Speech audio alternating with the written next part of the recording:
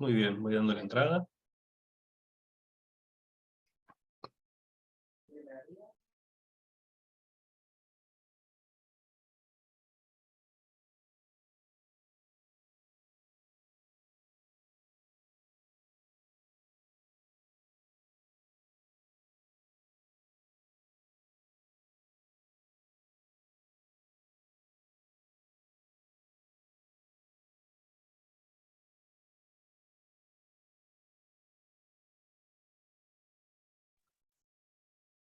Bienvenidos a quienes van llegando.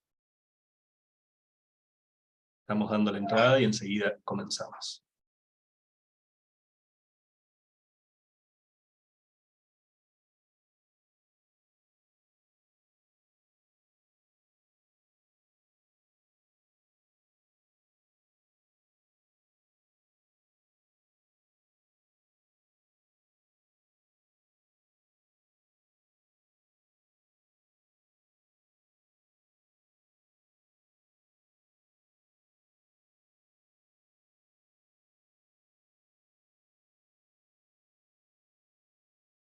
Vuelvo a saludar a quienes se siguen conectando.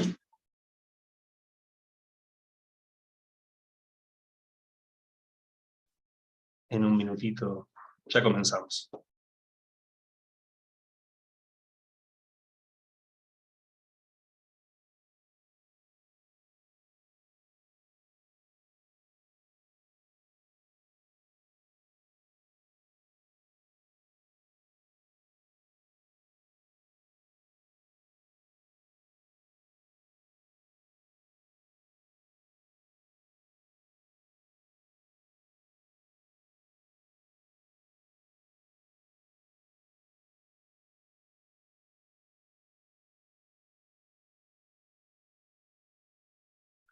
Veo algunas caras conocidas que ya han pasado por cursos a distancia. Un gusto tenerlas de nuevo por aquí.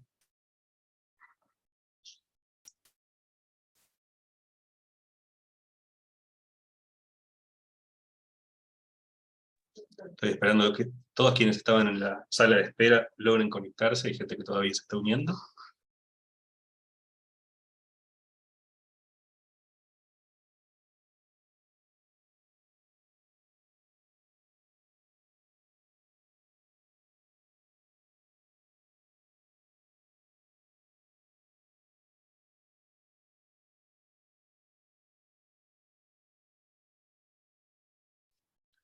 Están todas quienes quieran invitadas a prender sus cámaras, así nos vamos viendo. Eso, por supuesto, totalmente opcional. Pero así nos conocemos un poco las caras en esta virtualidad. Quizás escuchen de fondo a mi hijo, que está por ahí.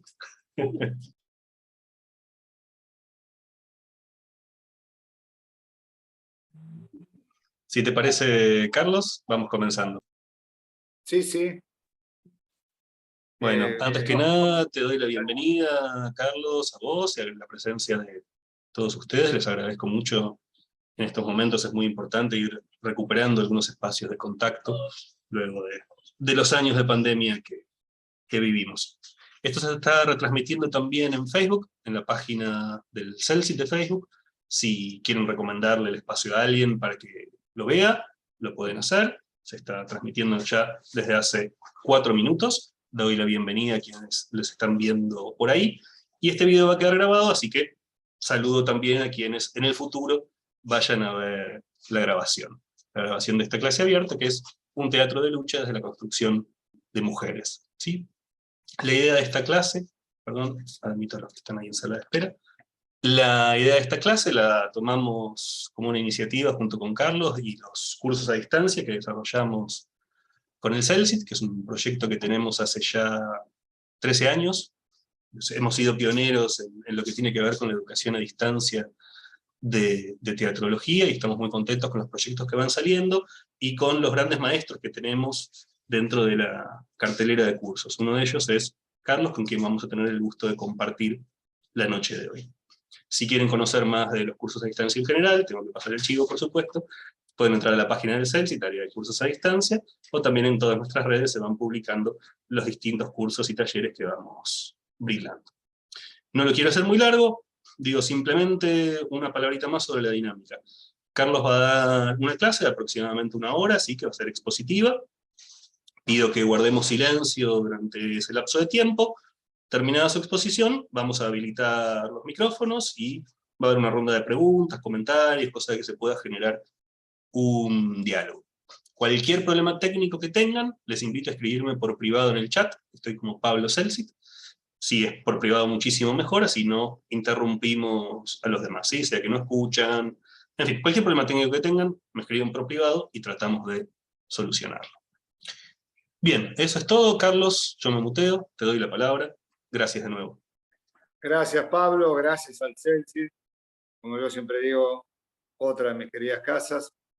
Y muchas gracias a todas y a todos los que participan de esta invitación de tener una clase abierta sobre una de las temáticas que yo he investigado durante muchos años y específicamente dedicada a las activistas mujeres dentro del teatro obrero. Así que de eso vamos a tratar de hablar durante esta hora y después, bueno, escuchar las preguntas que puedan surgir, porque vamos a referirnos a un teatro invisibilizado en la historiografía oficial, no solamente de Argentina, sino de América Latina, en términos generales, que tiene que ver con las hacedores y los hacedores, muchos de los cuales formaban parte de las grandes corrientes de la inmigración y que decidieron hacer un teatro vinculado a las ideologías que traían de sus lugares de origen, donde habían comenzado a hacer este tipo de teatro con un fuerte contenido de lo político, el cual acompañaban, por supuesto, de sus acciones diarias, porque no había división entre la praxis escénica y la vida y la militancia cotidiana. Así que de ellas, hoy particularmente vamos a hablar un poco. Siempre cuando hablamos de esta temática, siempre digo que en los últimos años, tal vez explicados por una necesidad de interrogarnos como colectivo social, comienzan a aparecer preguntas. En la pandemia creo que también surgieron desde otro costado, ¿no? Especialmente dentro de las artes escénicas, donde los cuerpos rituales, cuerpos celebratorios de teatro, primero estaban aislados y luego eran vistos como reservorio de enfermedad, ¿no? Como reservorio de vida, ¿no? Así que también eso nos puso en la necesidad de hacernos nuevas preguntas. Espero que nos hayamos hecho muchas preguntas sobre qué es el teatro, qué son las artes escénicas, cómo podemos ser más inclusivos cuando nos referimos a ellas, cómo podemos eliminar las jerarquizaciones, cómo podemos entender más federalmente las producciones artísticas, cómo podemos entender los territorios como creadores. Son muchas las búsquedas de distintos campos de las artes y distintos campos de conocimiento que fueron creciendo. Son los últimos años y específicamente en esta última etapa. Y esto dio origen a una serie de búsquedas también, de investigaciones, de trabajos, que nos dio ensayos, que nos dio acontecimientos escénicos, producciones artísticas, muy diversas. Algunas marcadas por la urgencia de la necesidad de expresión, enfrentando siempre al mercado que nos pide un consumo crítico,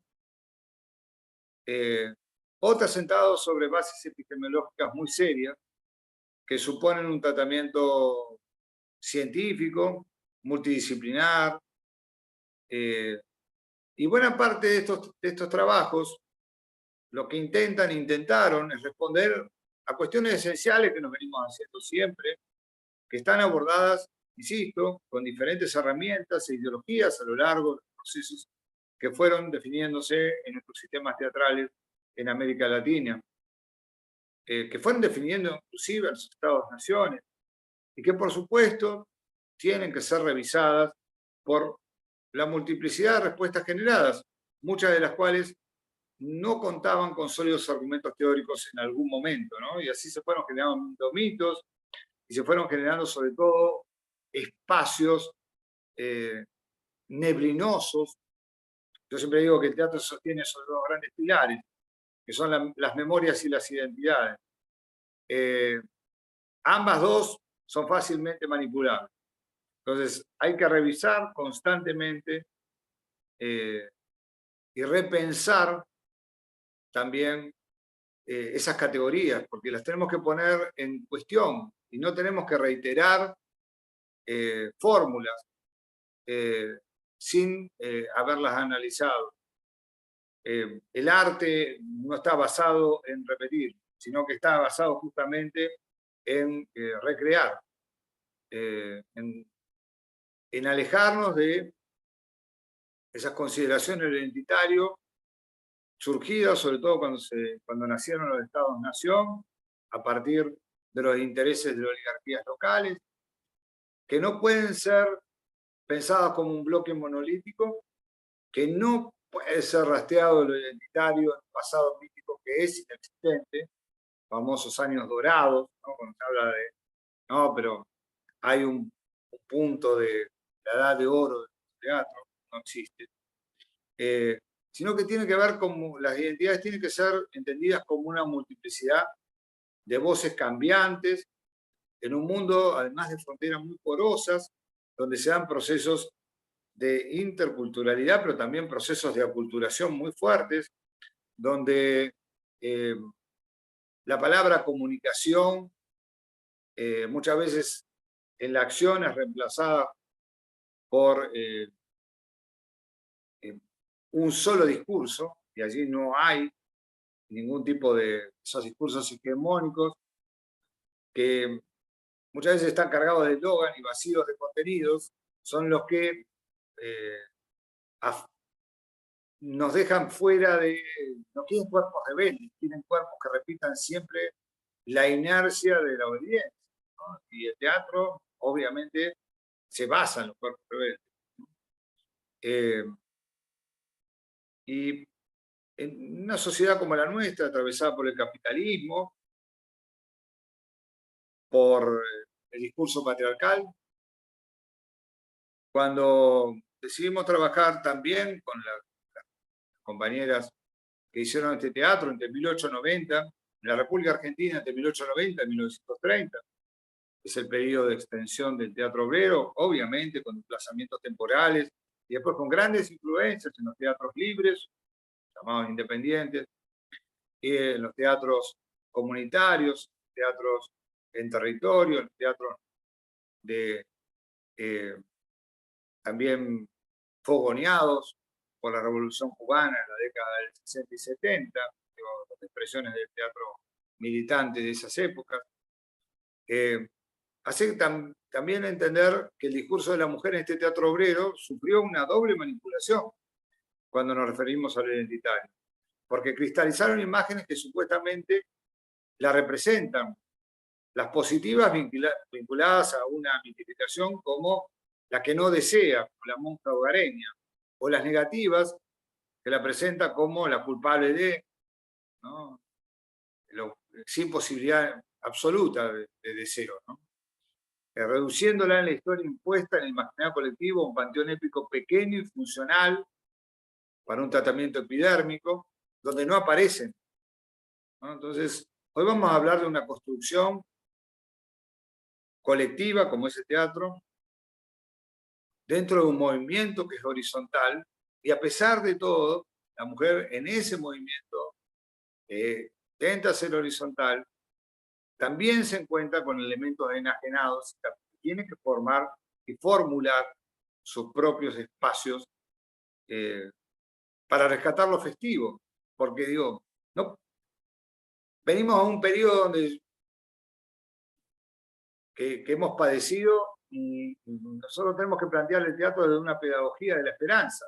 pero no una esperanza estúpida, una esperanza real, donde todas estas declamaciones que hicimos cuando no podíamos abrazarnos, se convierta realmente en una relación posible de un nosotros.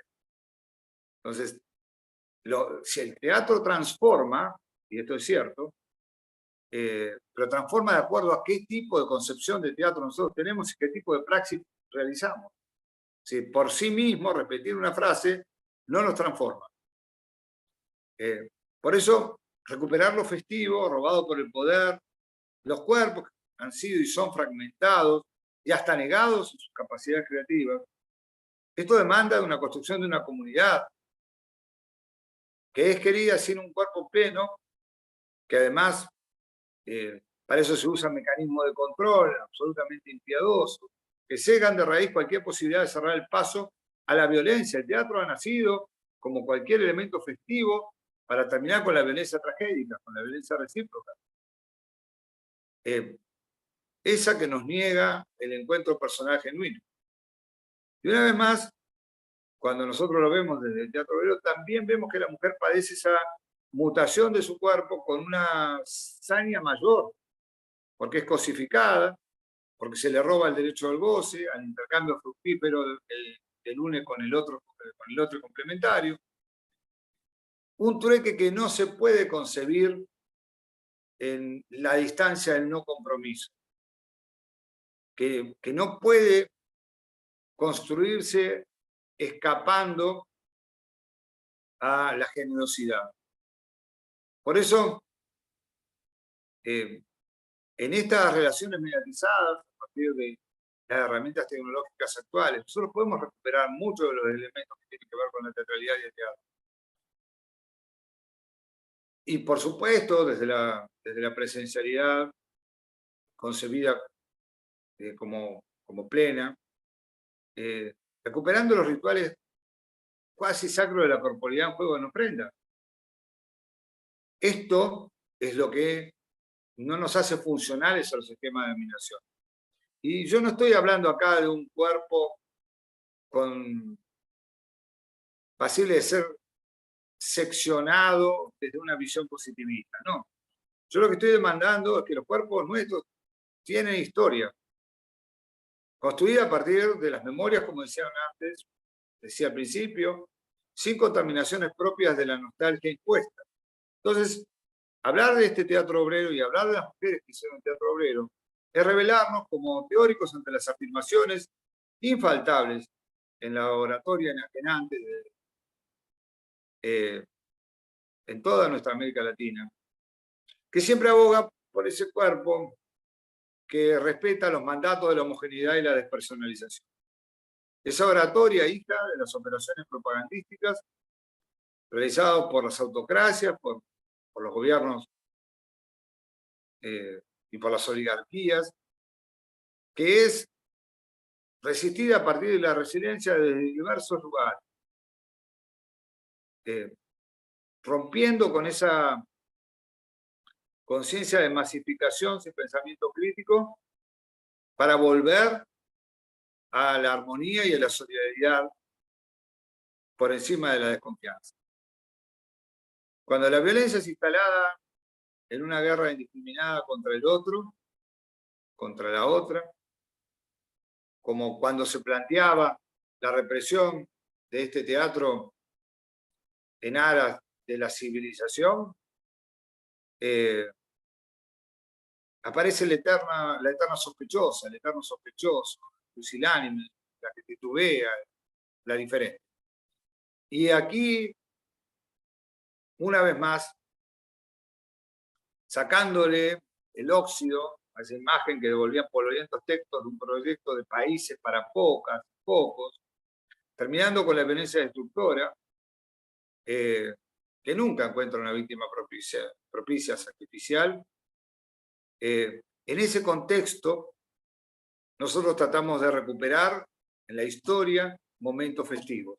Y el teatro obrero, a pesar de las dificultades que vamos a hacer, fiel a esa búsqueda, aún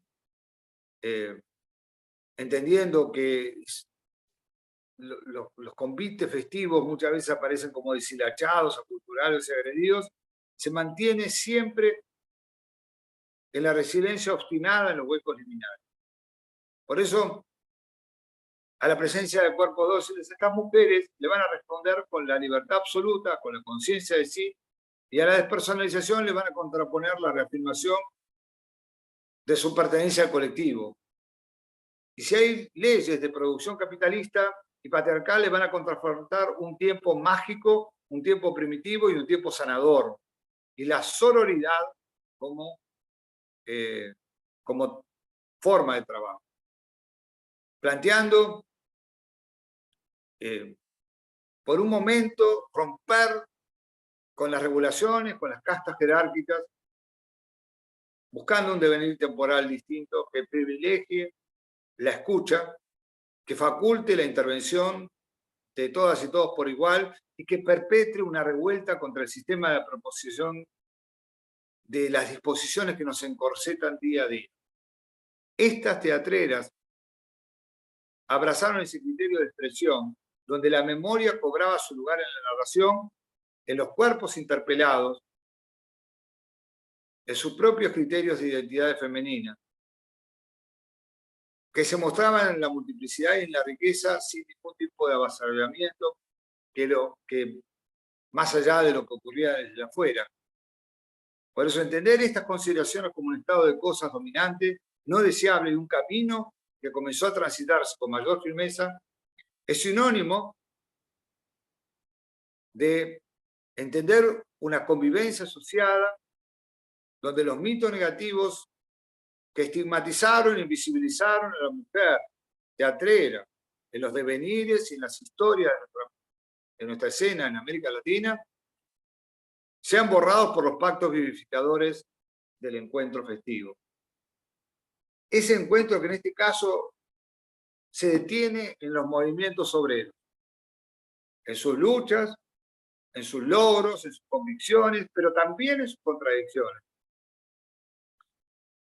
Que durante mucho tiempo, como dije al principio, fueron víctimas de aproximaciones reduccionistas, de olvidos premeditados, de una maquinaria de simplificación y de ninguneo absolutamente planificada, que va a silenciar la rica experiencia de diversas expresiones, en este caso de las trabajadoras organizadas en el devenir de su historia.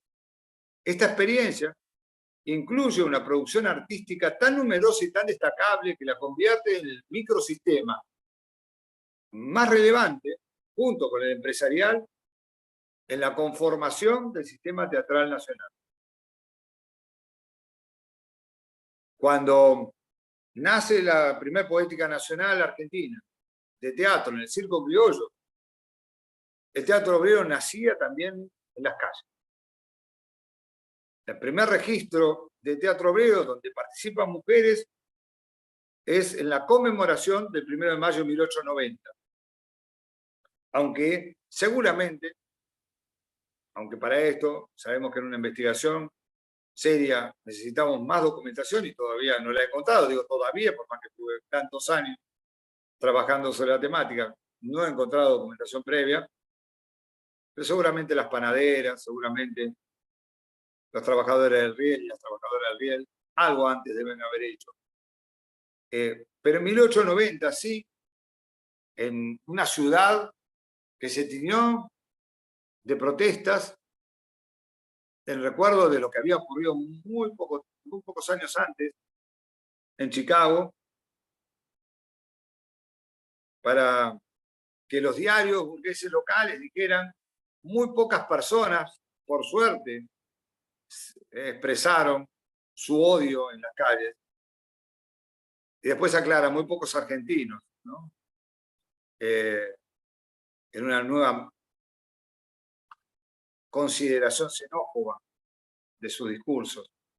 Bueno, allí hubo un cuadro filodramático de mujeres y niños, niñas y niños, que participaron recreando los sucesos de Chicago en 1890, y es la primera actividad del teatro obrero en nuestro territorio. Ese teatro que luego se va fortaleciendo en los espacios de lucha, en los sindicatos, concebidos cada uno y entendidos cada uno, no como una alternativa a otras formas de entender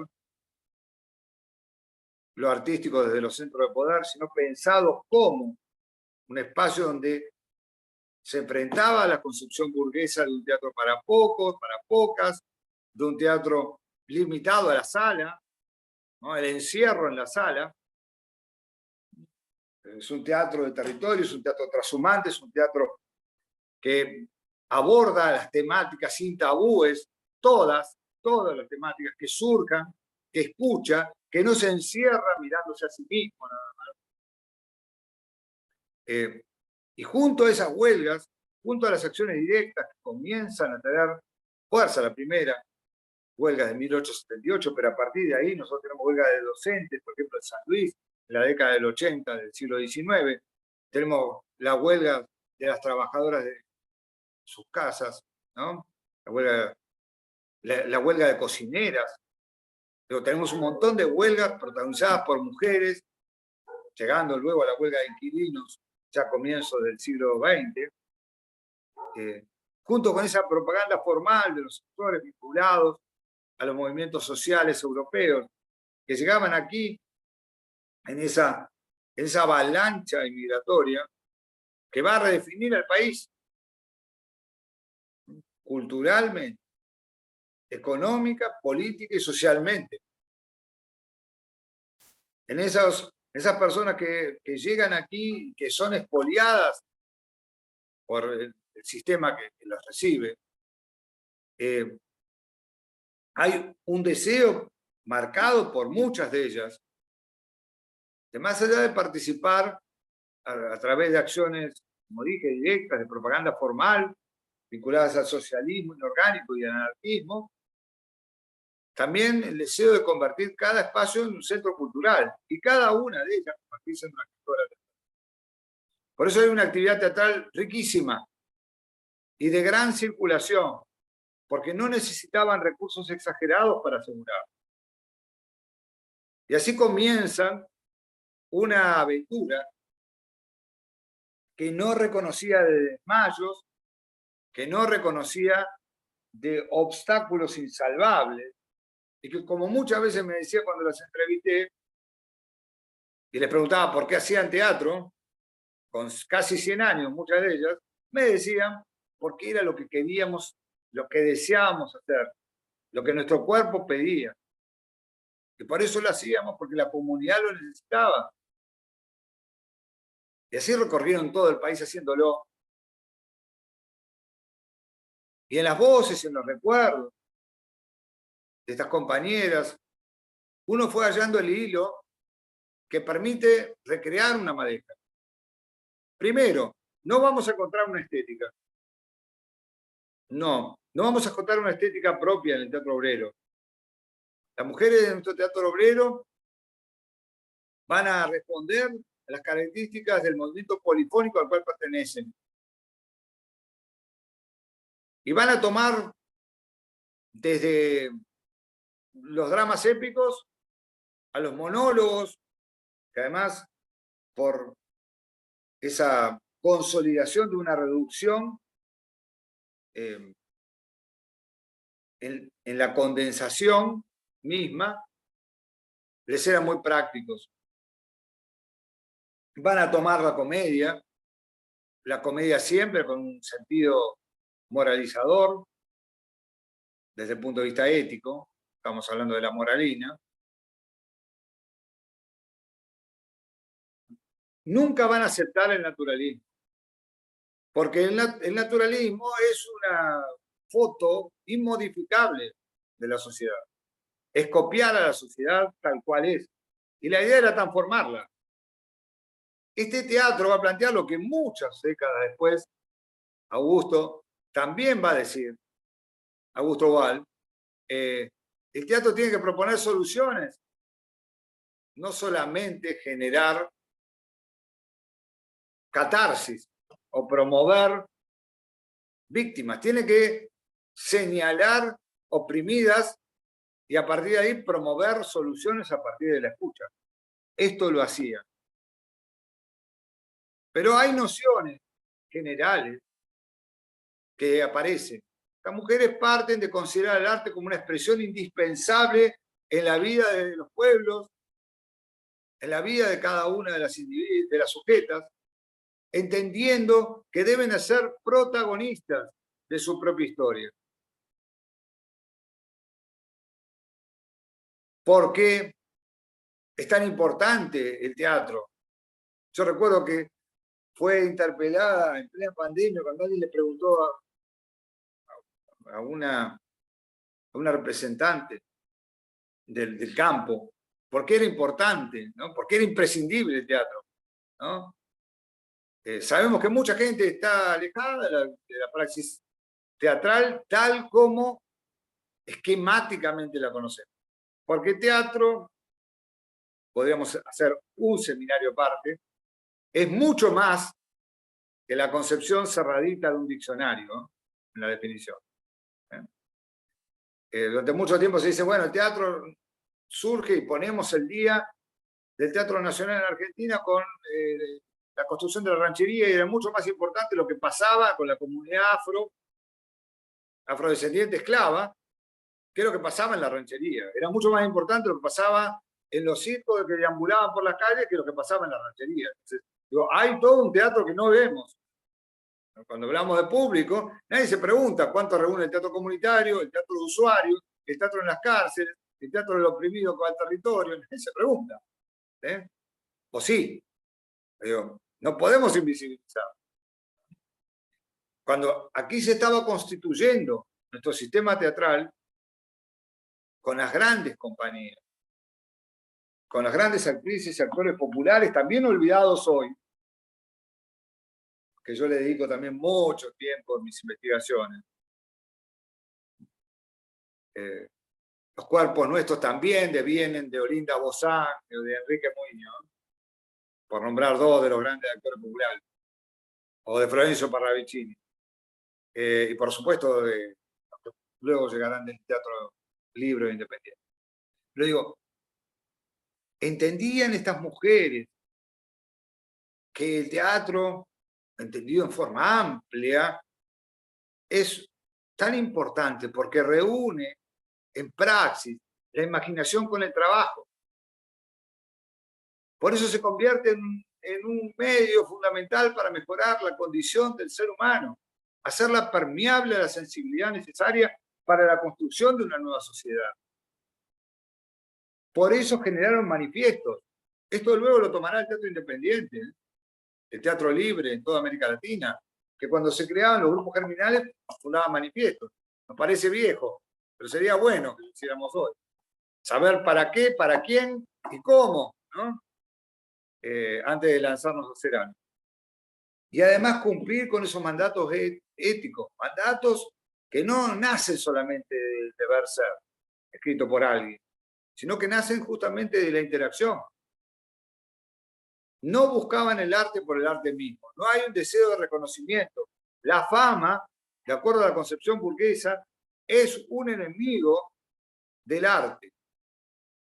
La fe en la razón, la fe en la educación crítica como la ruta para la liberación de las mentes alienadas, requiere un teatro didáctico. ¿Qué mal tiene un teatro didáctico? Colegas míos hace años decían, ese teatro es demasiado didáctico. A ver, Brecht tiene todo un periodo dedicado al teatro didáctico.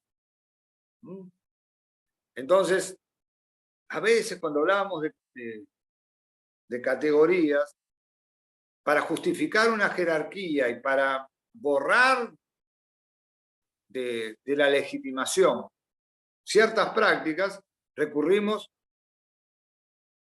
y eran bosquejos, y eran trabajos. Sí, claro, eran bosquejos desde el binarismo dramático, porque en principio era absolutamente necesario que se viera la actitud de transformación que las sujetas positivas en confrontación con un némesis generalmente, que representaba la órbita burguesa, fuera planteado. Pero era un teatro que no se presentaba como contestatario para hacer un mitin, que se pensaba en una región llevando un bosquejo de texto y que modificaba, porque cuando llegaban en esa transhumancia, yendo como podía, por eso también generaron la figura que yo llamo acólita, iban de a dos o iban en solitario recorriendo todo el país en las viadas, porque hicieron teatro obrero en todas las regiones de nuestro país, desde la selva a la Patagonia. Hubo teatro en este periodo. Y es un teatro, si bien no usaban la palabra revolución, un teatro revolucionario, que asume papeles fundamentales en la conformación de nuestra historia como tal. Digo, no usaban muy comúnmente el término revolución, pero su dramaturgia se referencia estéticamente con las creadoras y los creadores que enarbolan una conciencia ideológica que vista el mundo representado como un fin último. Se ubican, por lo tanto, en los arrabales del orden social. Por eso yo no trabajo ni siquiera con aquellos y aquellas, con aquellos que están dentro de los ámbitos más reconocidos del anarquismo o del socialismo. Trabajo con los que están en los arrabales, los que están en la periferia, porque creo muchísimo que en la periferia, cuando uno pone la luz, hay grandes creaciones, porque no creo que el campo se mueva a partir solamente de la emergencia, de la remanencia y de esa idea de consagración.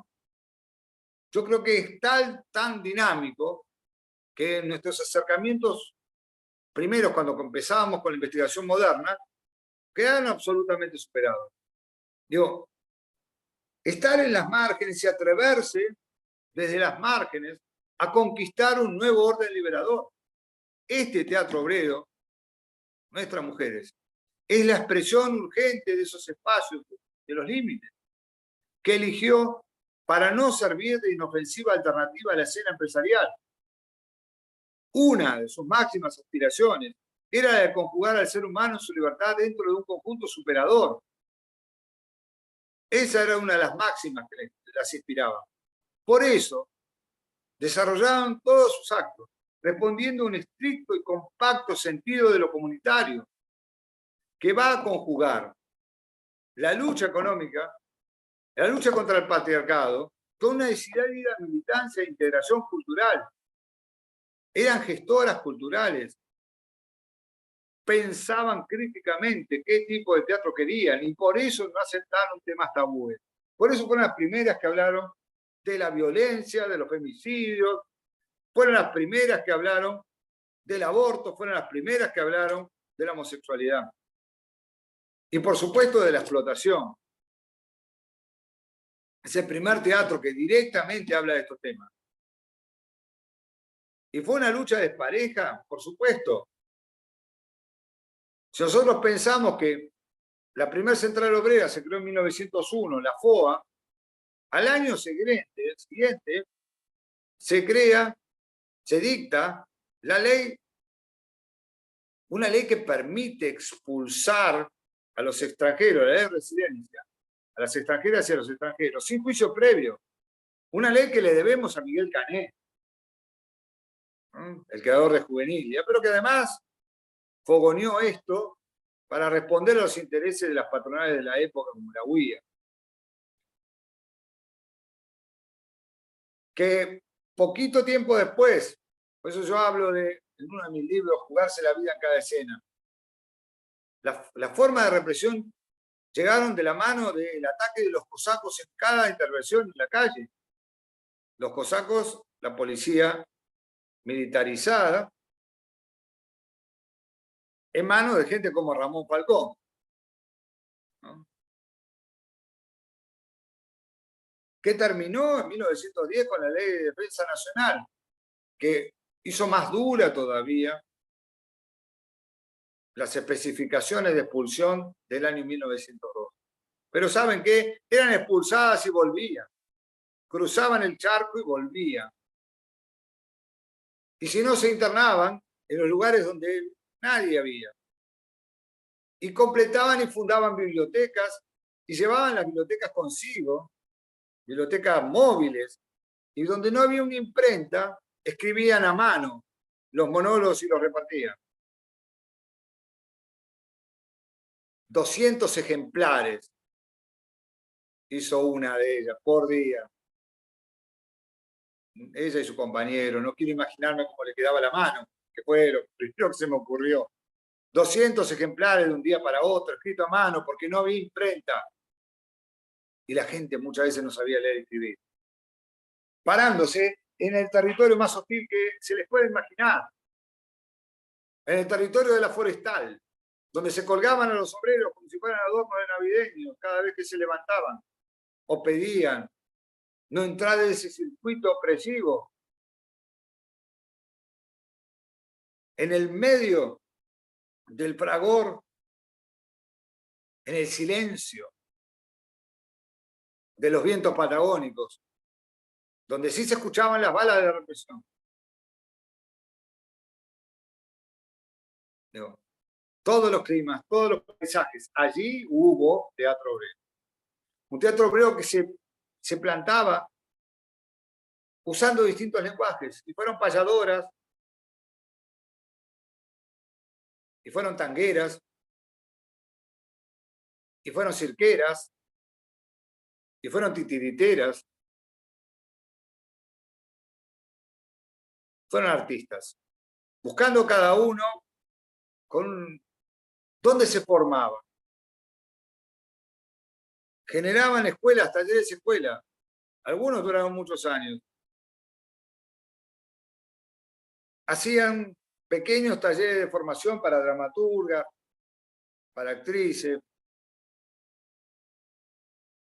para coordinadoras.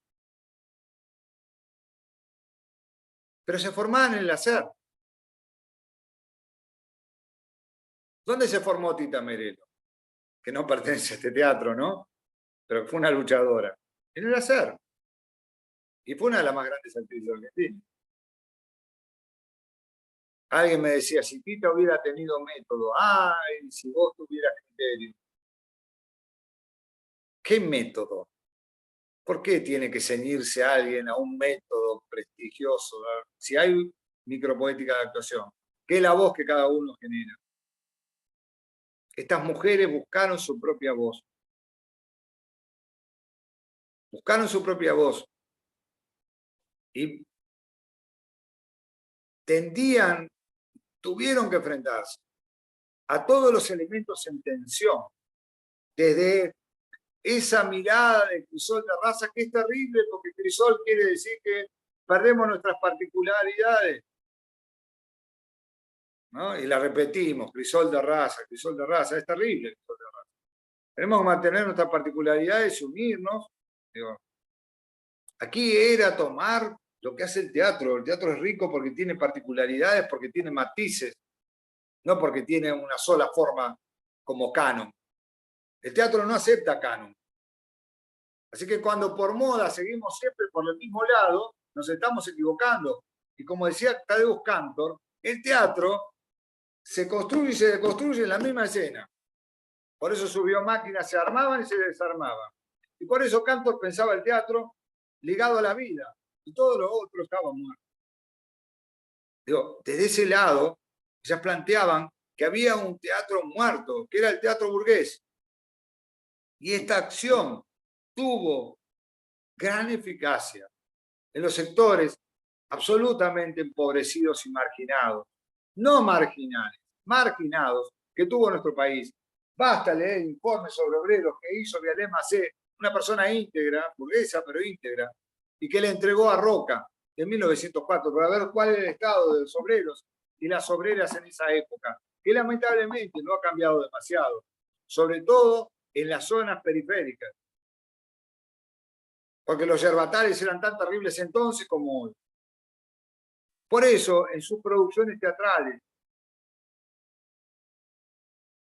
declamando a veces demasiado, porque era el formato de la época, cercana siempre a las vivencias narradas y además desde casi un teatro documental porque lo vivían. Ellas mismas también habían sufrido lo mismo que estaban pensando. Primaba esa visión de circunscribir un instrumento de difusión. esta opción no conspiró con la posibilidad de lograr una dramaturgia adulta y bien resuelta. ¿Por qué? Porque hicieron reescritura constante. ¿Y por qué? Porque se sentaban y había debate. ¿Cuándo dejamos de debatir? No hay tiempo, no, hay que salir, no tengo tiempo de debatir. Entonces convertimos el debate en discurso paralelo. Eso no es debate.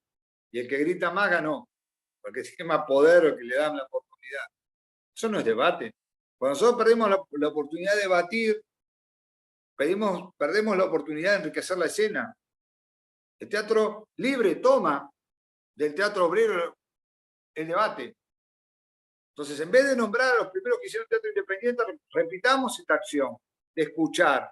Cuando se va al territorio, y territorio para ser escenificado es todo, estas mujeres se caracterizaban por sembrar en los yermos.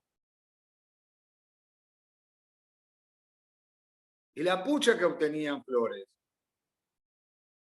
A pesar de todos los problemas.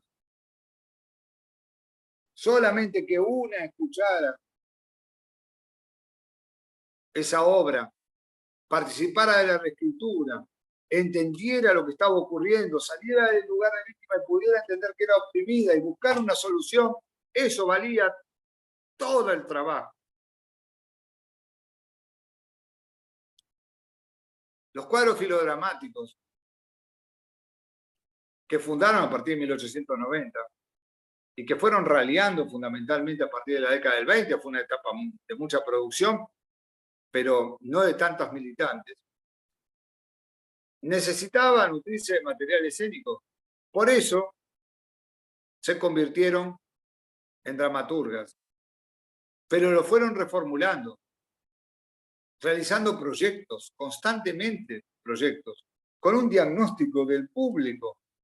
Primero se llegaba, como la comedia del arte, se llegaba al lugar y se veía cuáles eran los temas de interés, utilizando el formato próximo distal, con fórmulas sencillas, a veces como repetición, como resorte de estructura dramática para asegurar el objetivo didáctico.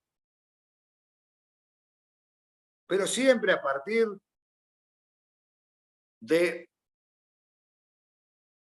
la necesidad de sostener la poesía, la metáfora poética.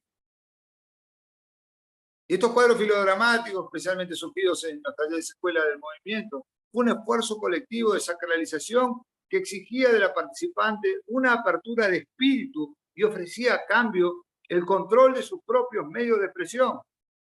Tenían el control de sus medios de producción. Por eso no pedían a nadie ningún tipo de permiso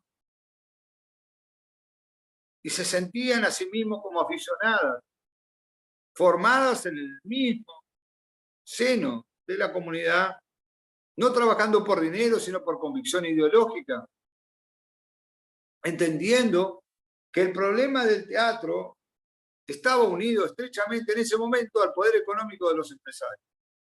Y que el teatro burgués, determinado por la estructura económica, como dije, dependía del consumo y no del análisis. Entonces, el objetivo no era cubrir la sala de espectadores, apelando a burdas obras de divertimento, sino sacar esta idea de una mercancía para vender y una estructura estética que estaba determinada por el deseo, no por la demanda. Este teatro que hicieron estas mujeres intentó emanciparse de esa perversa lógica para crear productos culturales determinados por el contenido social de la urgencia. Por eso hicieron una escritura de urgencia y generaron herramientas para poder actuar, verdaderas actividades performáticas. Por ejemplo, cuando tocaron el tema de la trata en Rosario, como en tantos lugares, había un cuadro filodramático de mujeres, entre los cuales participaba una joven que había sido secuestrada y había estado en una academia, como llamaban eufemísticamente, a un lugar de trata, y que decidió salir y hacer teatro para denunciar a quienes lo habían tenido prisionero y que lamentablemente, luego una vez más, la perdimos. Eran 8 los integrantes y tenían 8 finales posibles. Una verdadera actitud performática, de recursos, de inteligencia, respetando los signos escénicos, la línea argumental, la necesidad de simplificar o de condensar. Por eso los códigos ideológicos usados fueron compartidos por buena parte de la concurrencia, pero muchas veces llegaban a lugares donde la palabra sindicato era un albur, donde la palabra igualdad era imposible, donde reinaban los criterios de patriarcado. Entonces, se plantaban, escuchaban y hacían. Y fundaban círculos y bibliotecas en lugares impensados. Hoy todavía encontramos alguna biblioteca que guarda algún libro, en la localidad de La Pampa, que tiene un libro de Proudhon. Y uno dice, ¿qué corno hace un libro de Proudhon, teórico anarquista, en francés, del siglo XIX en esta biblioteca? Bueno, la dejó, ¿quién la fundó? En este caso, un titiritero anarquista. Digo,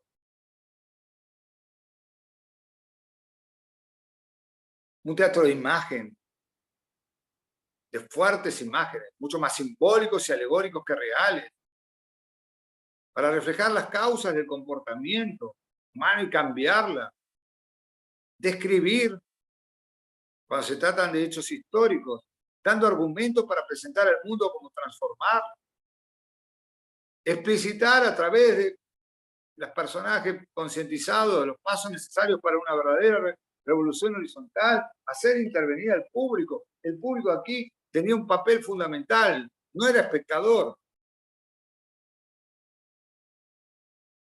Y nunca entendiendo que conducciones mesiánicas ocasionales iban a dar la solución, porque en teatro esto tampoco existe. Entonces, muchas veces, utilizando el realismo en distintos formatos, plasmaban un relato de los problemas sociales dentro de un marco de optimismo sobre el porvenir. Y este optimismo, que generalmente era expresado en la escena por una joven o una niña, como metáfora del futuro, estaba basada en la fe inquebrantable en un triunfo final, que podían explicar de una sociedad organizada, bajo los parámetros de la libertad, la solidaridad y la sororidad, porque no alcanza con indicar vicios y virtudes del colectivo a cambiar. Hay que mostrar soluciones. Y para eso cambiar la visión del espectador, de la espectadora y convertirla en hacedora. Para que comprenda críticamente su entorno, para convertirla en un verdadero espacio revolucionado. Por eso, las artivistas escribían y ponían en cuerpo textos inspirados en ideas francas, atrevidas, de real libertad y justicia, de generosos sentimientos de fraternidad, de paz.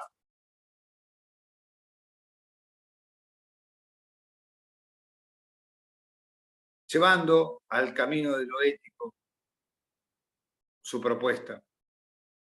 Y por supuesto, despreciando la voz oficial, la voz del poder dominante y abusivo, la misoginia que busca el control social epistemológico. Por eso, crear sus propios espacios de difusión y de producción para trasladar de los lugares burgueses de dominancia en el campo el peso excluyente de los núcleos de concentración del poder real, tanto económico como político. Porque no estaban para plasmar una simple controversia verbal en las barricadas o tiene su epístola.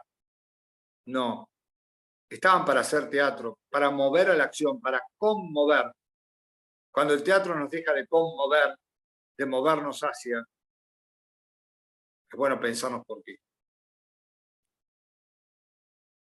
No es una distracción. Es actuar con conciencia desde un espacio que es ganado por prepotencia de trabajo en el trazado de los cimientos de un nuevo orden público.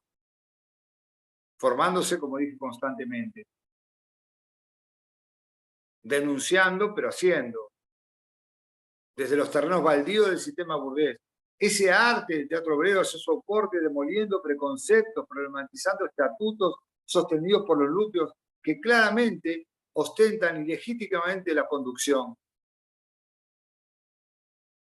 Y por eso tomaron a la familia burguesa, a las tradiciones de la época, que impregnaban el devenir de la asistencia privada de las comunidades. Fue uno de los blancos que eligieron las mujeres para manifestar la falacia de un sistema de opresión que impedía la libertad y que le ponía cadena, coartando la posibilidad de relaciones sin tutelaje, y que además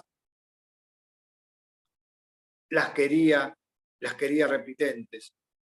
Y cuando hablamos de que los burgueses veían en ellos el eslabón débil,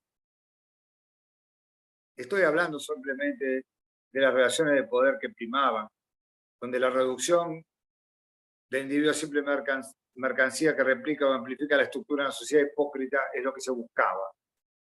Pero como yo dije, no lo aceptaron. Y por eso aparece el divorcio, la eliminación del matrimonio como institución indisoluble. Aparece primero en libelos y luego en obras. Y en esas obras, llevadas a cabo en diversos lugares del país, toman temas y aparecen fragmentos como este. Primero, para definir qué es arte a partir de su propia concepción. En uno de los monólogos, una actriz dice: el teatro no es para un pequeño grupo de gente que pueda pagar una entrada costosa y así poder ir a supuestos espectáculos de calidad. ¿Quién define lo que es calidad? Claro, tampoco es un instrumento para tarar a las masas obreras con esos textos torpes que distraen a los que padecen y encerrarnos más en la oscuridad del pensamiento de los que fuimos condenados. Por el contrario, compañía, es el teatro, es un rastro de poesía, es masa que eleva en el cuerpo de quien lo representa, es un espacio de libertad destinado a liberar. ¿Sí? Aquellas que fueron alguna vez a una sala de patrones saben que algunos piensan que es un espectáculo en el que se puede denigrar nuestro cuerpo, porque nos creen incapaces de pensar y estamos para mostrar y sonreír. No, compañeras, nosotros sabemos que no es así. Por eso no puede haber impedimento alguno para que quien desea actuar lo haga. Si les dicen lo contrario, no les crean. Pero si lo van a hacer, si deciden actuar, háganlo con conciencia. Ustedes no necesitan permiso de tutores de buen gusto, de extracción oligarca, ni señoritos que les digan cómo expresarse. Nosotras estamos asistiendo a un tiempo histórico donde las artes van a volver a ser patrimonio. ¿Sí? Está ahí. De eso después vamos a hablar. Está en el teatro comunitario, ¿sí? Hay elementos de desplazamiento hasta hoy. Digo, está en el teatro, ¿no? Está en el teatro. La comunidad se expresa siempre. Sigue diciendo la actriz: el teatro es patrimonio del pueblo todo. Fíjense, cuando nos preguntamos por qué la gente no va al teatro. Hace 100 años se escribió este monólogo. Patrimonio del pueblo todo. Signo de evolución cultural de la comunidad. Camino de esclarecimiento para las mentes y los cuerpos. Pero compañeras, sin temas prohibidos, sin entrada, sin lucro, sin la opresión de ninguna clase. Porque algún día esas clases van a desaparecer. Se impone un teatro donde el debate prevalezca sobre las opiniones del poder. Sí, ya sé. Yo soy solo una actriz representando a todas, pero no estoy sola, porque detrás mío vienen las compañeras que han caído y que han sostenido esta idea que traigo hoy. Y delante mío alcanzo a ver a las que tomarán el testimonio y construirán ese espacio que todas queremos. Y si me inclino ante la concurrencia, no es para buscar aplauso, reverencia, sino en signo de compromiso con cada una de ustedes, las que me tienden la mano, las que no me dejan caer, las que nos unimos en un abrazo interminable, sin palabras rebuscadas, ni chistes vulgares, con esa alegría de dar testimonio de la belleza, esa belleza que nos ha sido impuesta a partir de criterios que nosotros no elegimos durante siglos, con el compromiso de entregar en cada función mi vida, si es necesario, una vida rebelde, auténtica, femenina, amante y deseante. Soy una actriz, ni más ni menos que una mujer que propone que rescatemos nuestras voces y nuestros cuerpos para ser dueñas de ambos y lanzarnos de una vez por todas a la revolución de gozar. Este texto, que tiene más de 100 años, que tiene muchas reescrituras, forma parte de este tipo de monólogos que yo digo, que construyeron durante los 30 años de desarrollo del teatro. Por supuesto, tomaron otras temáticas, como por ejemplo en las creaciones colectivas, que era el formato, ¿no? Tomar una idea y a partir de esa idea comenzar a crear. Algo que después, muchos años después, va a sistematizar el querido Enrique Buenaventura en Colombia. Y tantas y tantos otros, ¿no? Tomaron los temas históricos. Y este texto que fue utilizado, inclusive, porque como no creían en los estados, iban atravesando toda América Latina. Y un texto aquí podía terminar en Japón, cuando nuestro teatro apenas cruzaba el charco, el empresarial. Era muy sencillo. Se dejaba un atadito con los textos, lo recogía alguien, después lo llevaba a otro pueblo y lo recogía otro, y después lo llevaba a otro, y otro, y otra, y otro, y otro. Y llegaba. Y llegaba por prepotencia de trabajo. Y tomaron la temática de la conquista, siempre adaptado esta cuestión épica de la historia al aquí y ahora, ¿no? Al aquí y ahora, donde fue escrito, en 1924, aparece este fragmento que les comparto. Irupé es la indígena que se expresa. No piensen que tengo miedo al denunciar mi estado. Yo era feliz junto a mi pueblo, en una vida sencilla, pero sin penares. Hasta que un día llegaron los invasores. Me arrebataron de mi tribu para hacerme esclava en una de sus grandes casas. No, Dios, yo te traigo a Dios, me dijeron. Sufrí la humillación, el maltrato, los golpes de los que se consideran mis amos. Destruyeron nuestras casas, separaron a los miembros de la comunidad. No les importó que niñas, niños fueran arrebatados de sus padres para usarlos en trabajos denigrantes. Me quisieron borrar la lengua. No se habla así. Mis creencias y mis valores. Me obligaron a estudiar los principios de otra religión que habla de amor, y yo no veo ejemplo de ello en la soberbia de estos conquistadores. Éramos simples. Recorríamos los montes en busca de hierbas, plantábamos el maíz, teníamos nuestras fiestas, nuestros cantos. Éramos simples. Cada estación tenía su significado y sus fiestas, y en ellas hallábamos la felicidad que mantenía unida y fuerte a la tribu,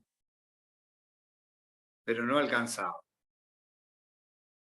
No escucharon las palabras de los sabios, los primeros ruegos. No, no, no. Al lomo de sus caballos sentían sus resplandecientes espadas en los cuerpos indefensos de quienes se oponían. no se engañen.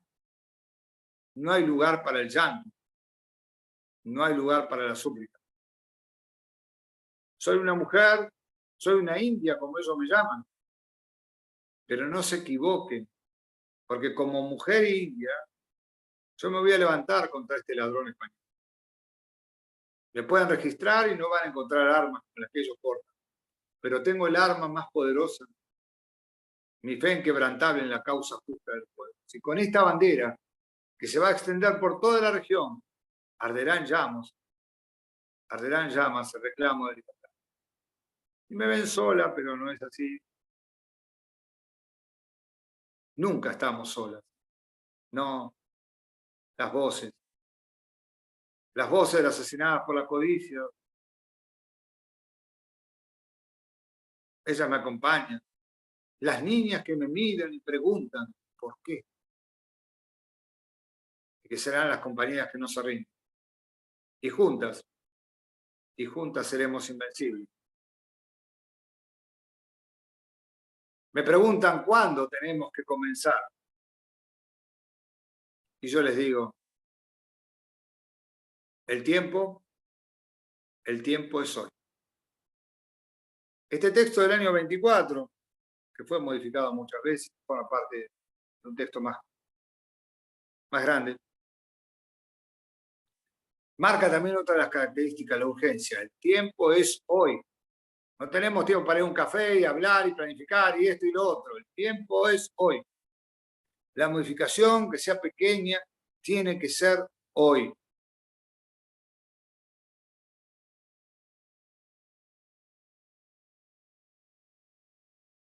Muchas de estas compañías siguieron unidas luego al teatro.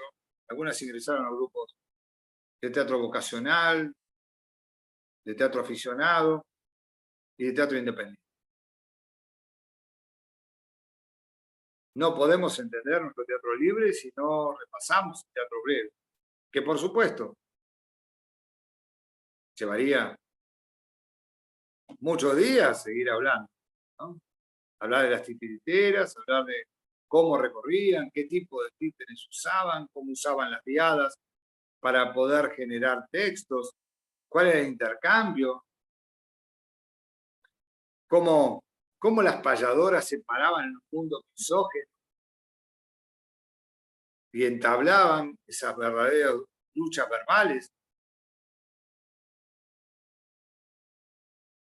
Pero prefiero dejarle este monólogo del año 25, hecho por una de las grandes dramaturgas del teatro obrero. Los nombres no importan. Yo siempre los quise rescatar y ellos me hicieron entender que no importan los nombres, es la creación de todas y de todos, ¿no? Es más, usaban seudónimos generalmente, y como escapaban de la policía, de los mecanismos de control de la época, tenían pasaportes falsos. El récord, 36 pasaportes falsos. De los que yo entrevisté, ¿no? Más de 5.000. 36 pasaportes falsos, ni siquiera recordaba cuál era su verdadero nombre. En este caso, era un hombre. Y todos le decían Igor, entonces empezó a llamarse Igor. Es como la tragedia, todos somos, todas somos.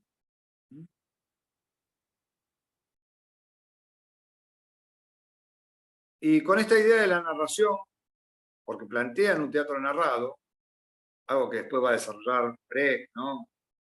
Como técnica, dice libertad Recio. Tengo que contarles una historia. Sé que he caído muchas veces presa del hambre, la prepotencia y la explotación. Era apenas una niña cuando los talleres me usaban como maquinaria vieja, como una propiedad desechable. ¿Qué digo maquinaria? La maquinaria la cuidan. Hice lo que había que hacer. Me casé y solo pude sobrevivir a los golpes y vejaciones que el alcohol dictaba. era deshonesta siempre, impura a los ojos de ese hombre. Pero un día llegó el sol de la libertad de labios, acción de una compañera ácrata, y entendí que no estaba solo por decisión, sino que me habían aislado. Aprendí que no hay cadenas imposibles de romper, ni órdenes a las que no pueda negar. Aprendí que es posible decir no. Aprendí que en el duro invierno crecen flores de esperanza y que la alegría se construye sobre los ladrillos de pesar. Hoy no me inclino. Hoy elijo a quién amar sin hipotecar mi sagrado poder de decisión. Hoy no soy yo, somos nosotras, mujeres indómitas, anarquistas. Hoy somos cientos de voces apuñalando el silencio y derrumbando las complicidades. Este fragmento de texto es del año 25 y lo podían haber escrito ayer, porque muchas de las inequidades que uno ve en el teatro obrero están lamentablemente vivas.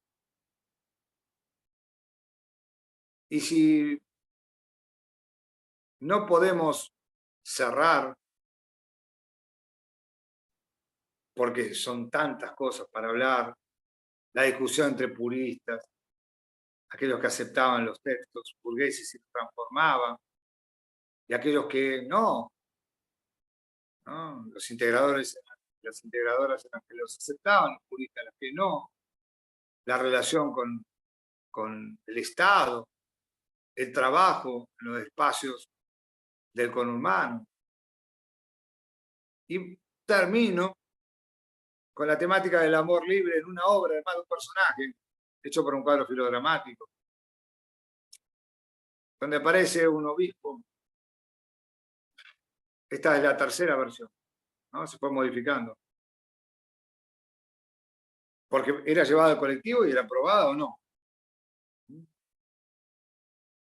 Y el obispo dice: ya me cansé de escucharlo. Basta de ser bueno con ustedes.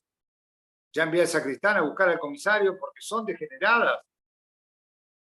Mujeres prontas a convertirse en prostitutas. No entienden que su cuerpo no les pertenece, que la carne solo puede hacer crecer sus pecados. No, yo me rindo, no tienen redención. Al menos yo no pienso dárselas. Vestidas como obreras, han perdido la poca decencia que alguna vez tuvieron y no las excusa su ignorancia.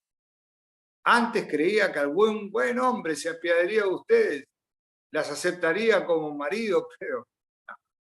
Hoy caigo ante la realidad que nadie puede querer compartir su vida con seres tan pervertidos como ustedes.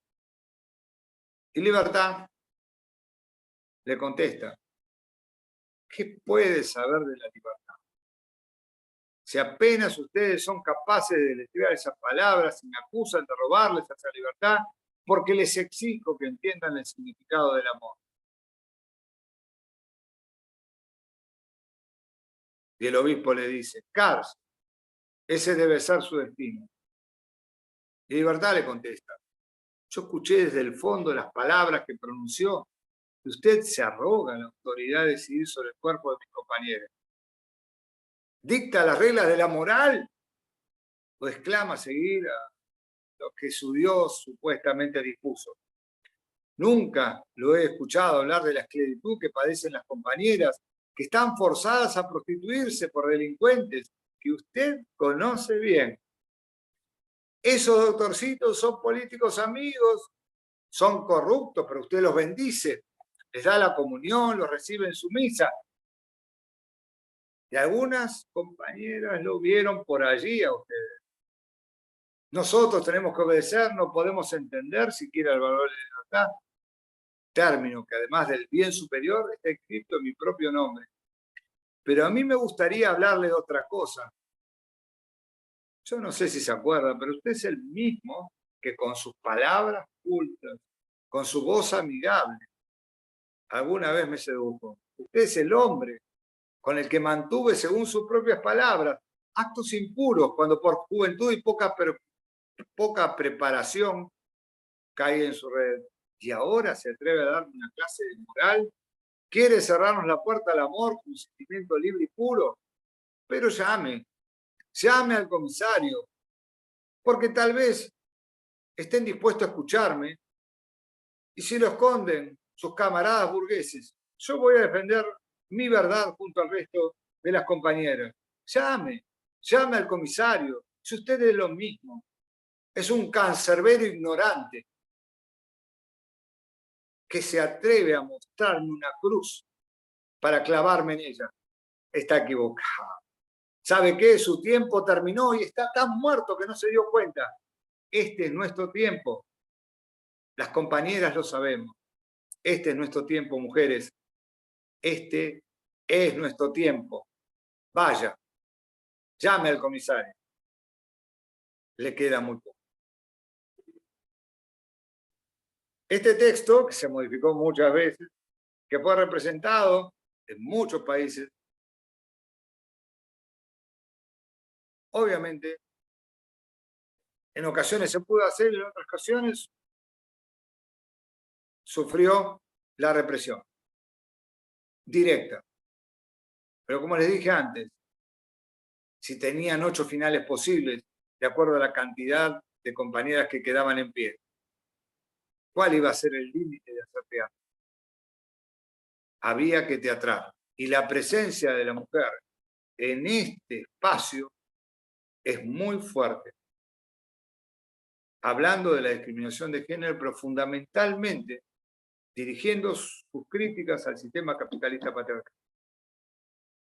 Estuvieron en todos los lugares y muchas veces, como me decía una pichona de payadora, una joven que cuando yo entrevisté tenía más de 90 años, pero que comenzó como discípula de Juana Richel, la gran payadora anarquista, como ella me decía, nuestros compañeros eran muy anarquistas en las fábricas, en las tomas, en las huelgas, en casa, más o menos. Entonces allí había también que plantarse, y allí se plantaron. Por eso, a las compañeras hoy, de todas las ciudades del mundo, únanse, emancípense, imponiéndose a la burguesía explotadora. Unámonos, proletarios, no solamente para aumentar nuestro grupo, sino para instruirnos recíprocamente, porque las luchas parciales que ahora sostenemos pueden ser un día no lejano, solidarias, contemporáneas, con las de todas las trabajadoras sin ninguna distancia. Hagamos un teatro que sepa decir lo que sentimos. Hagamos un teatro que nos abrace y que ese abrazo sea transformador y no nos haga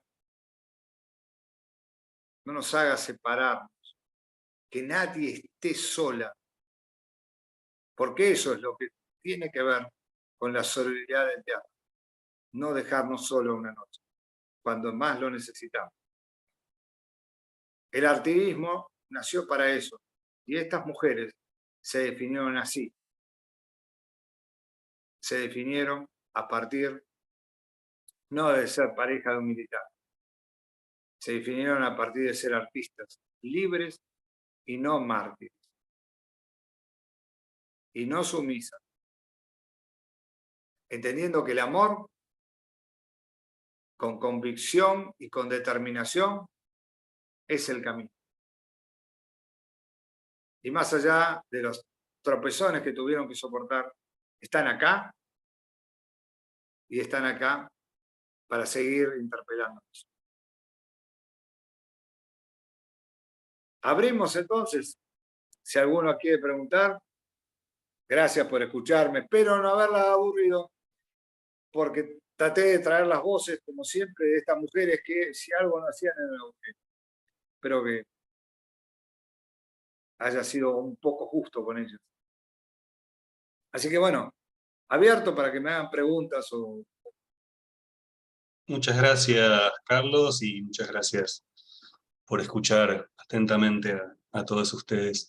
Enseguida pasamos a las preguntas. Carlos, te pido si podés Dale. hablar un minutito sobre el curso que empieza ahora el 1 de agosto sobre vanguardias teatrales, y mientras tanto les digo a quienes quieran hacer consultas que levanten la manito y voy habilitando micrófonos luego de este interludio comercial. Sí. Vamos a armar un curso de vanguardias teatrales donde nos vamos a dedicar a ver los grandes cambios que se hicieron en las vanguardias históricas y que no eran para una minoría. Esta idea de que las vanguardias son para una minoría la vamos a tratar de desarmar y vamos a tratar de ver a las grandes hacedoras y hacedores en los contextos históricos en los que trabajaron. Yo en este curso, aparte de los contenidos que tienen, les participo muchísimo material extra. Material de archivo, porque yo soy patrimonialista. Y bueno, la idea es compartir, porque si no, ¿de qué estamos hablando? Así que, aparte de los contenidos que se desarrollan en el taller, les comparto muchísimas cosas. Y sobre todo, si tienen algún tema de interés, también lo ven. Así que las invito y los invito a sumarse. En la página del CELSI van a encontrar el curso. Así que están invitadas al taller. Aquí pasé el link. Pasamos ahora a las preguntas, Adriana. ¿Qué tal? Buenas noches. Hola, Carlos. Hola, ¿cómo Hola, están todos y todas? Anotaba acá algunas palabras que decías, Carlos, hablando de el tiempo soy, la urgencia, la denuncia. ¿Cómo ves el teatro hoy? O sea, ¿se puede hacer algún paralelismo con algunos teatros de hoy, con algunas grupalidades, con algunas mujeres que están trabajando? ¿Se puede decir que hay una continuidad y que han heredado algunas mujeres este trabajo de estas obreras? Sí, obviamente de sus búsquedas estéticas diferentes,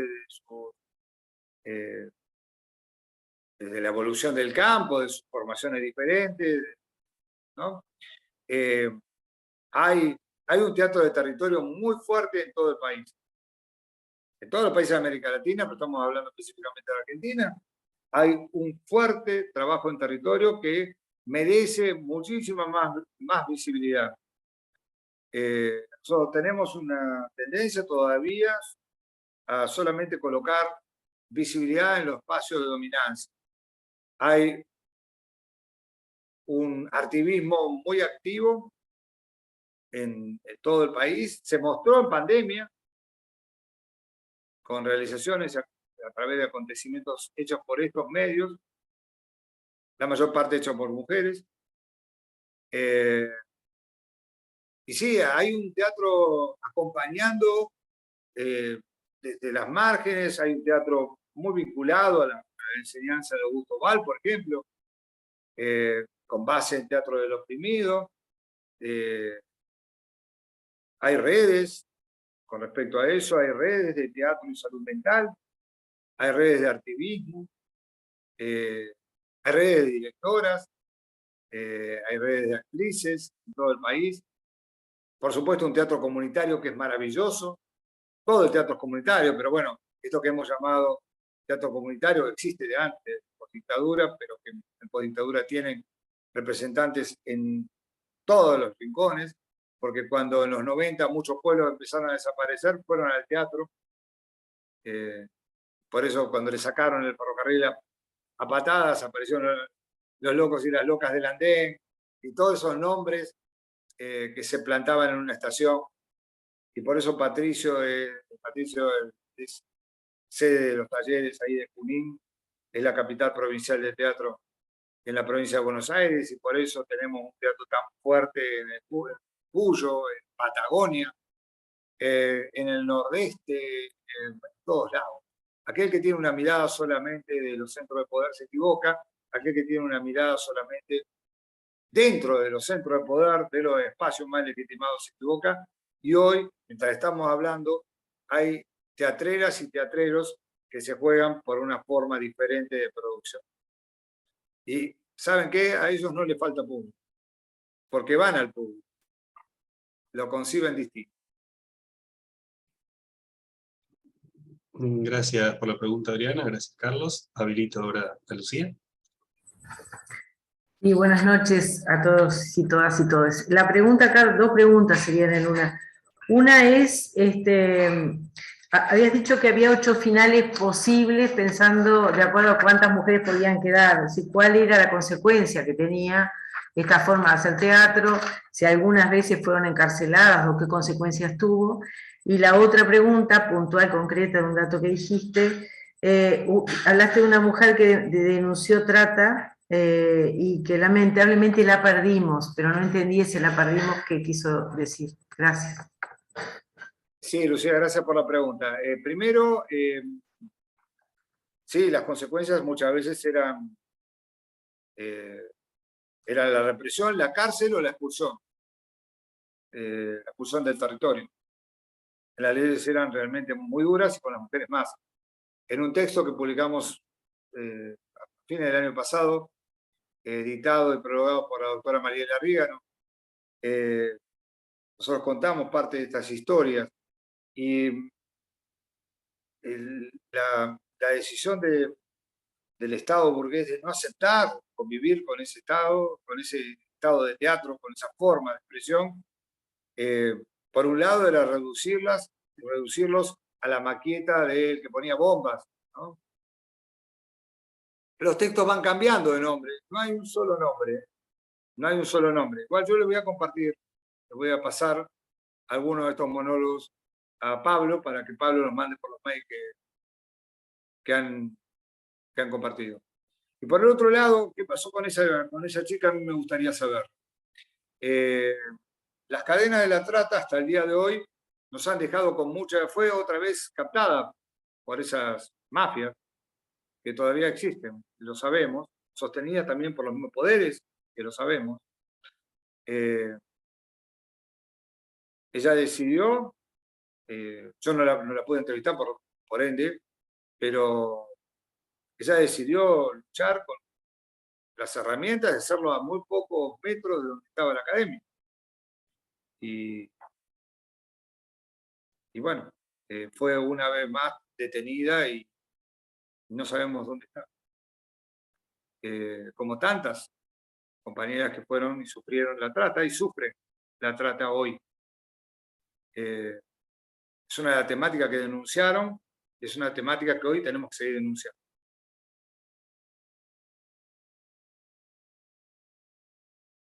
Gracias por las preguntas, Lucía, y gracias, Mariela, ahí por el aporte. Carlos, no sé si viste que Mariela Rígano está participando del encuentro de hoy. Sí, vi que estaba Mariela. Mariela es quien es la responsable de que yo haya decidido tomar una temática que no iba a tomar, porque no porque no me interese la temática de género, he formado parte de muchos colectivos de estudios de género, pero he visto también como gente oportunista toma esa temática sin tener ningún compromiso con la misma, porque creen que pueden conseguir un beneficio desde el punto de vista económico, y yo era bastante reacio a hacerlo. Siempre hablaba, cuando daba las charlas, la nombraba y hablaba de sus textos, pero así como hice más de 15 libros sobre esta temática, no hacía alguno específico. Fue Mariela la que me convenció, que es feminista y activista, que era importante tenerlo todo junto, las voces, ¿no?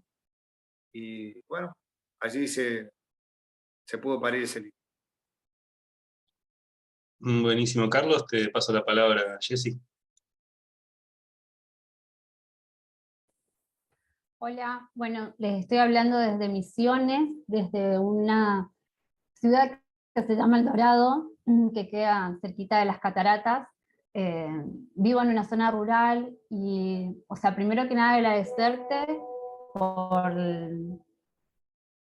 por este recorrido que hiciste, por tu investigación, por las palabras. Todo el tiempo pensaba en cómo fueron palabras precisas todo el tiempo, y donde me vi, o sea, primero mucha emoción me pasaba por el cuerpo. Pertenezco a la Murga del Tomate, que este año cumple 20 años, no sé cómo ganamos el nacional, nos vamos al nacional porque ganamos el provincial, una murga que nunca tuvo presupuesto ni financiamiento, y que está constituida y fundada principalmente por mujeres, donde reflejamos la realidad de la provincia, de esto de la forestación, del monocultivo, de la agroecología, y siempre con esto que vos decías, ¿no? Del optimismo, del futuro y la esperanza que siempre nos dicen cómo hacen para expresar en las obras. Tenemos 6 obras, ojalá puedan verla en el Nacional.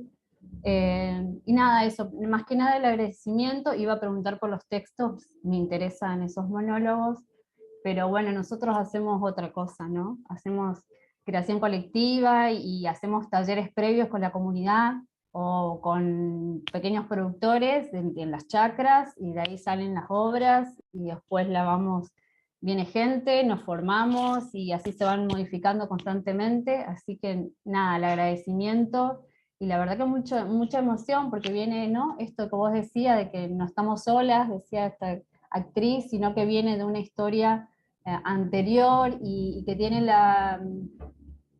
perdón por el ruido, la lógica. Yo siempre digo, esto también que tiene mucho la educación popular, que de dar saltos cuánticos, ¿no? De golpe son saltos cualitativos en distintas partes del mundo, y que no tienen nada que ver con los centros culturales legitimados. Así que nada, gracias al CELCID por la oportunidad. Ceci, gracias a vos. Yo celebro, sabía que habían ganado regional, sabía que habían ganado regional, me puso muy feliz. Eso demuestra que también algunas cosas cambian, habiendo sido jurado muchas veces, las regionales y internacionales, devolvedor, como decíamos antes, de los nacionales, que hay cosas que están cambiando, y están cambiando específicamente por lo que ustedes hacen. Y ese formato de teatro es el mismo formato de teatro que hacían las obreras, con otros contenidos y otros momentos y con otras estéticas. Así que yo celebro mucho, así como alguna vez llegó una obra de teatro en Cárceles a ganar un regional, celebro mucho que ustedes representen, y además desde una ciudad tan hermosa como El Dorado, representen a Misiones y a la región, no solamente a Misiones. Eso hace que Chaco seguramente, donde va a estar nuestro próximo festival, sea mejor.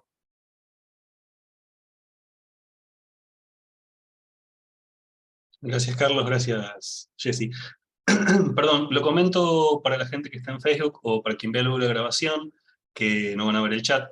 Mariela de Rigano hizo mención del libro de Carlos Foss, Las voces de las mujeres en el teatro obrero, de editorial Nueva Generación, año 2021. Y Lucía Brusoni pregunta, ¿dónde se consigue el libro?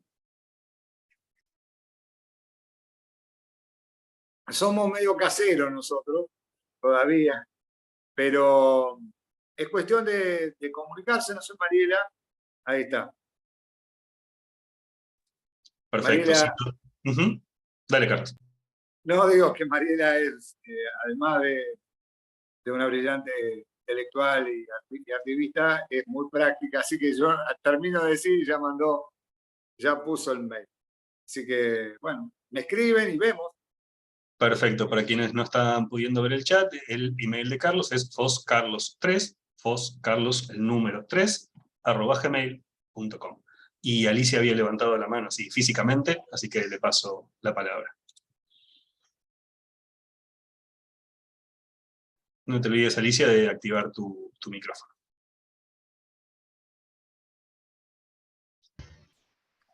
Ahora sí, gracias. Manejo muy poco estas tecnologías, por eso me quedé quietita acá.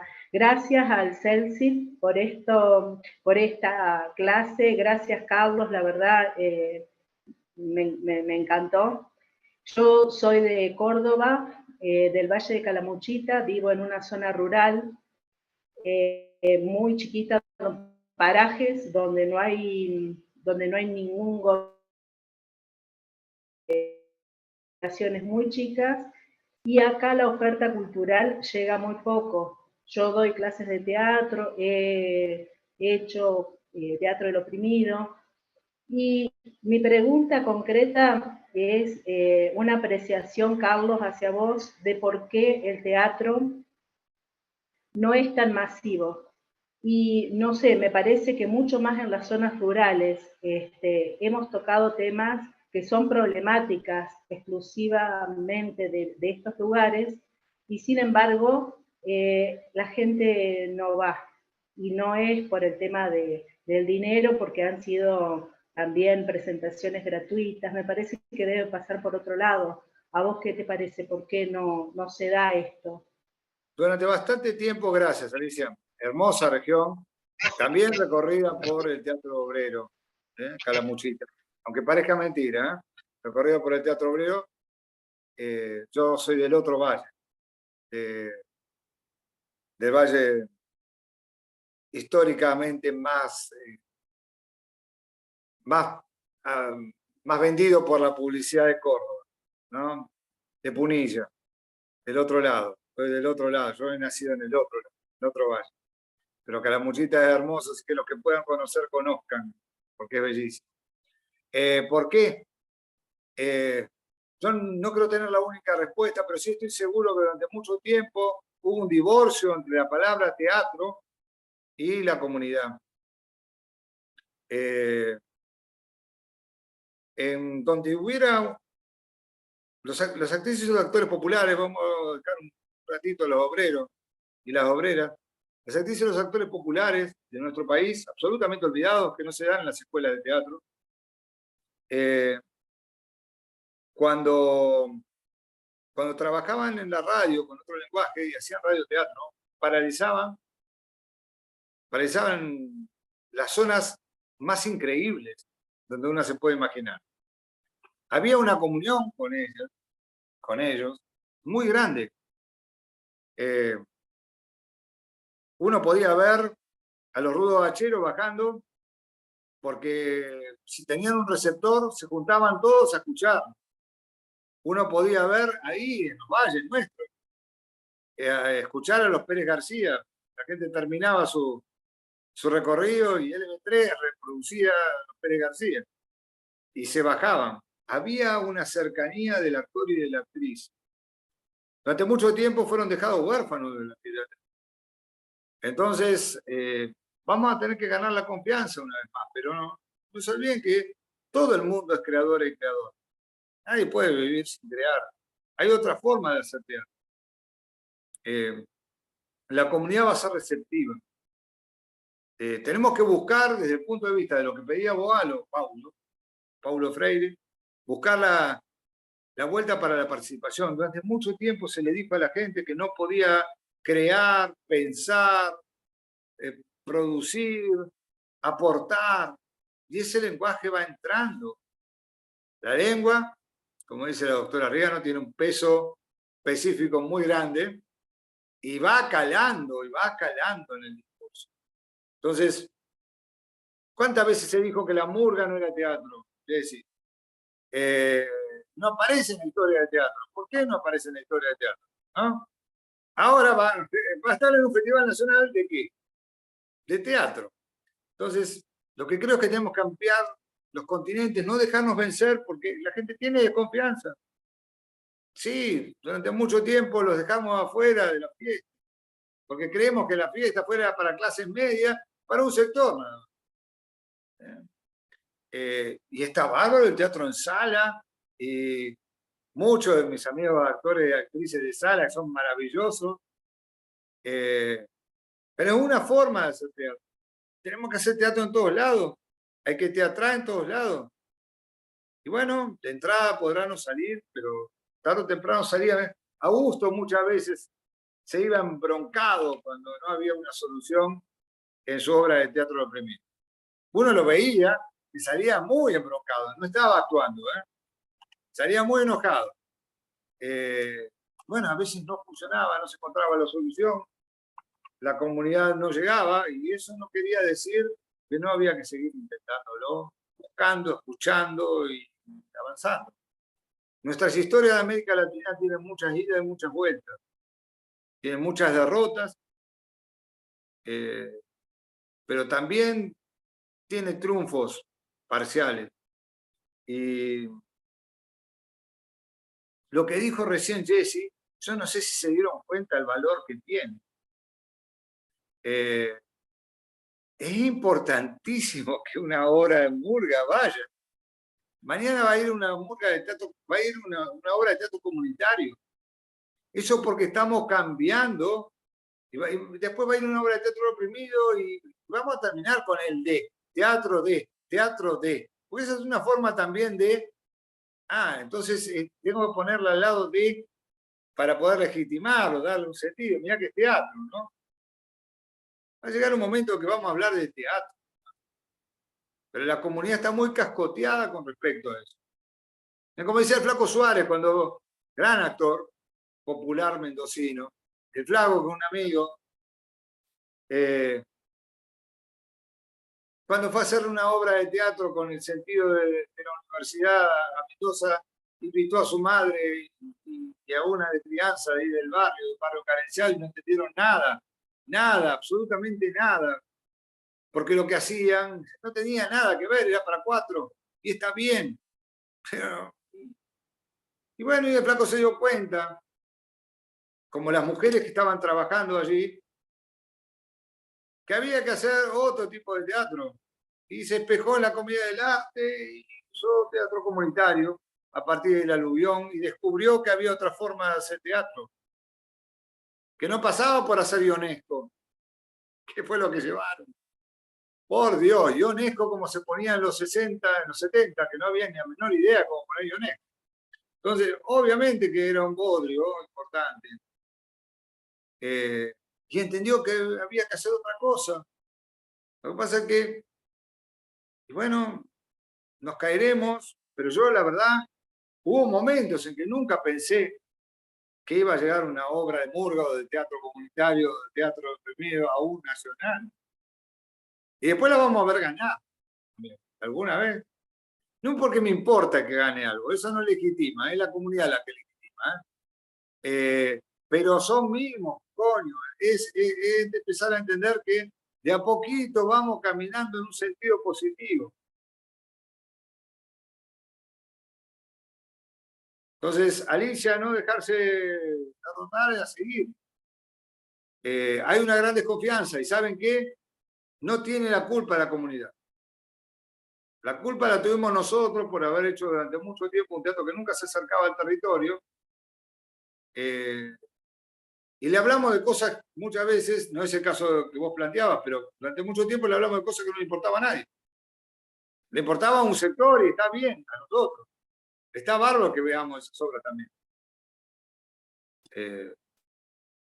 Pero no es mejor mi amigo Pompeyo Audiver que una persona que está haciendo teatro comunitario en Matemurga o en Lo Loco del Andén.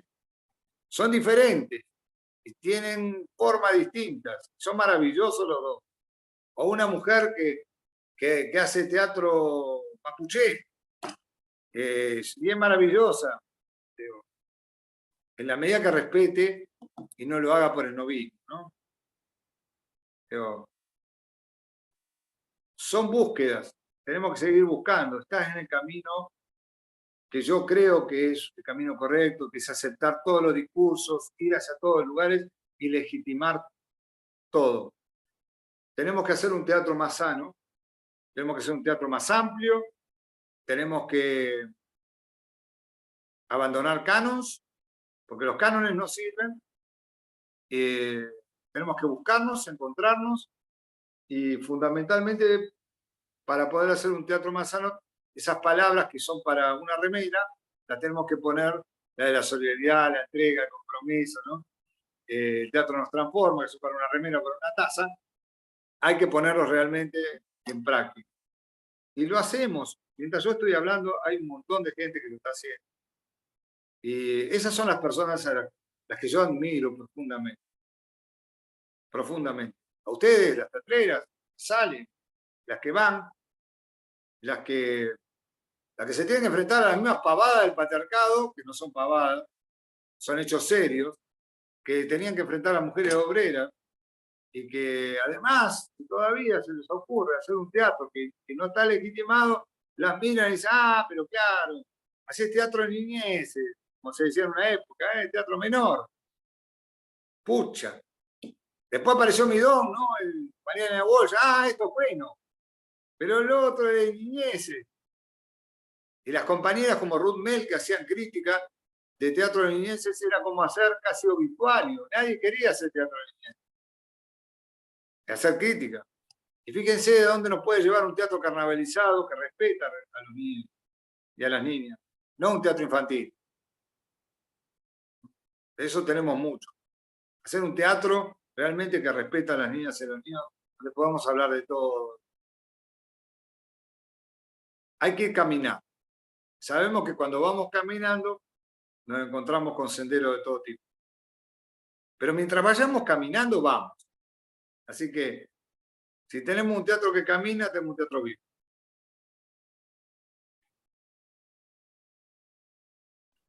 Excelente, Carlos. Muchas gracias y gracias, Alicia, por la pregunta. ¿Hay alguna última consulta? Si no, lo damos por bueno.